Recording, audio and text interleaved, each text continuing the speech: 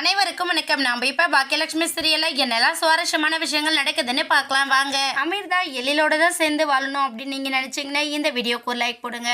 கணேசனை பார்த்த அதிர்ச்சியில் நம்ம அமீர்தா ரொம்பவே பயந்து போயிடுறாங்க. பயந்து போனது மட்டும் இல்லாமல் இறந்து போன கணேஷ் எப்படி உயிரோட வர முடியும் அப்படிங்கிற ஒரு பெரிய பதட்டத்தோட அங்கேருந்து நம்ம அமீர்தா ரொம்பவே ஃபாஸ்ட்டாக ஓடி போயிடுறாங்க. ஓடி போகும்போது எழில் அப்படின்னு சொல்லிட்டு கத்திக்கிட்டே ஓடி போகிறாங்க நம்ம அமீர்தா.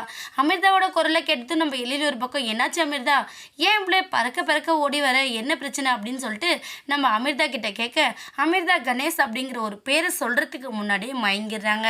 மயங்கி கீழே விழ பார்த்த நம்ம அமீர்தாவை நம்ம எழில் கையில் பிடிச்சிக்கிறாரு.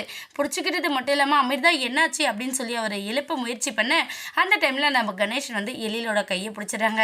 அவள் என்னோட மனைவி, அவளை முழுசாக தொடுறதுக்கோ இல்லை அவளோட சந்தோஷமாக வாழ்கிறதுக்கோ தகுதியானவன் நான் தான், நீ யார் அவளை பிடிக்கும் அப்படிங்கிற மாதிரி நம்ம கணேசன் அங்கனையே வம்பு பண்ண, கணேசனை பார்த்த பேரதிர்ச்சியில் நம்ம எழிலும் அப்படியே ஒரு நிமிஷம் ஸ்டன் ஆகி போயிடுறாங்க. என்னடா இது யார் வாழ்க்கையிலும் நிகழாத ஒரு விஷயமா இருக்கும் அப்படிங்கிற மாதிரி நம்ம எழில் ரொம்பவே பதட்டத்தோடு இருக்காங்க. இன்னொரு பக்கம் நம்ம நிலா பாப்பா அப்பா அப்பா அப்படின்னு சொல்லிட்டு நம்ம எழில தான் சொல்லிக்கிட்டு இருக்கு. ஆனால் கணேஷ் வந்து, பாப்பா நான் தான் உன்னோட அப்பா, நீ என்னோட பொண்ணு நிலா அப்படின்னு சொல்லிட்டு நம்ம கணேசன் சொல்ல முயற்சி பண்ண, ஆனால் அதை எதையுமே பொருட்படுத்தாத நம்ம நிலா வந்து நம்ம எழில கட்டி பிடிச்சிக்கிறாங்க. அப்பா அவங்க யாருப்பா, ஏன் இப்படி பிரச்சனை பண்ணுறாங்க, அம்மாவுக்கு என்னாச்சு அப்படிங்கிற மாதிரி நிலா பாப்பா ஒரு பக்கம் ரொம்ப பயந்துக்கிட்டே இருக்காங்க.